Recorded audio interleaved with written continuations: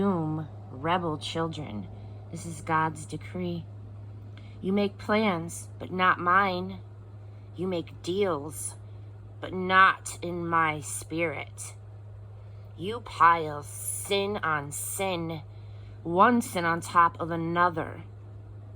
Going off to Egypt without so much as asking me. Running off to Pharaoh for protection, expecting to hide out in Egypt. Well, some protection Pharaoh will be, some hideout Egypt. They look big and important, true, with officials strategically established in Zoan in the north and Hanes in the south. But there's nothing to them. Anyone stupid enough to trust them will end up looking stupid. All show, no substance, an embarrassing farce. In this note on the animals of the Negev encountered on the road to Egypt, a most dangerous, treacherous route, menaced by lions and deadly snakes. And if you're going to lug all your stuff down there, your donkeys and camels loaded down with bribes, thinking you can buy protection from that hollow farce of a nation, Egypt is all show, no substance. My name for her is Toothless Dragon. This is a rebel generation. So, go now and write all this down. Put it in a book so that the record will be there to instruct the coming generations. Because this is a rebel generation. A people who lie. A people unwilling to listen to anything God tells them. They tell their spiritual leaders, don't bother us with irrelevancies. They tell their preachers, don't waste our time on impracticalities. Tell us what makes us feel better. Don't bore us with obsolete religion. That stuff means nothing to us. Quit hounding us with the Holy of Israel. Therefore, the Holy of Israel says this: because you scorn this message, preferring to live by injustice and shape your lives on lies, this perverse way of life will be like a towering, badly built wall that slowly tilts and shifts, and then one day, without warning, collapses, smashed to bits, like a piece of pottery, smashed beyond recognition or repair. Useless, a pile of debris to be swept up and thrown in the trash. God takes the time to do everything right. God, the Master, the Holy of Israel, has this solemn counsel. Your salvation requires you to turn back to me and stop your silly efforts to save yourselves. Your strength will come from settling down in complete dependence on me. The very thing that you've been unwilling to do. You said nothing doing. We'll rush off on horseback. You'll rush off all right, just not far enough.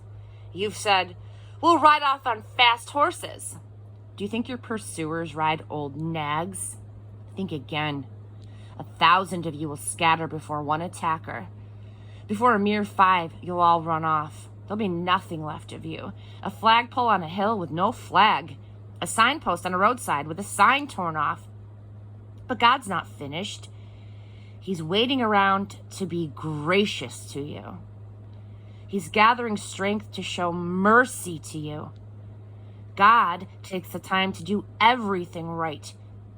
Everything. Those who wait around for him are the lucky ones. Oh yes, people of Zion, citizens of Jerusalem, your time of tears is over. Cry for help and you'll find its grace and more grace. The moment he hears, he'll answer. Just as the Master kept you alive during the hard times, he'll keep your teacher alive and present among you. Your teacher will be right there, local and on the job, urging you on whenever you wander left or right. This is the right road. Walk down this road. You'll scrap your expensive and fashionable God images. You'll throw them in the trash as so much garbage, saying, good riddance. God will provide rain for the seeds you sow. The grain that grows will be abundant. Your cattle will range far and wide. oblivious to war and earthquake. The oxen and donkeys that you use for hauling and plowing will be fed well near running brooks that flow freely from mountains and hills. Better yet, on the day God heals his people of the wounds and bruises from the time of punishment, moonlight will flare into sunlight, and sunlight, like a whole week of sunshine at once, will flood the land. Look, God is on his way, and from a long way off, seething with anger, immense as he comes into view, words streaming from his mouth, searing, indicting words, a torrent of words, a flash flood of words, sweeping everyone into the vortex of his words. He'll shake down the nations in a sieve of destruction, herd them into a dead end. But you will sing through an all-night holy feast. Your hearts will burst with song, making music like the sound of flutes on parade. En route to the mountain of God, on the way to the rock of Israel, God will sound out in grandiose thunder, displaying his hammering arm, furiously angry, showering sparks, cloudburst, storm, and hail. Oh yes, look at God's thunder. Assyria will cower under the clubbing. Every blow that God lands on them with his club is in time to the music of drums and pipes. God, in all-out, two-fisted battle, fighting against them. Topheth's fierce fires are well prepared, ready for the Assyrian king. The Topheth furnace is deep and wide, well stoked with hot burning wood. God's breath, like a river of burning pitch, starts the fire.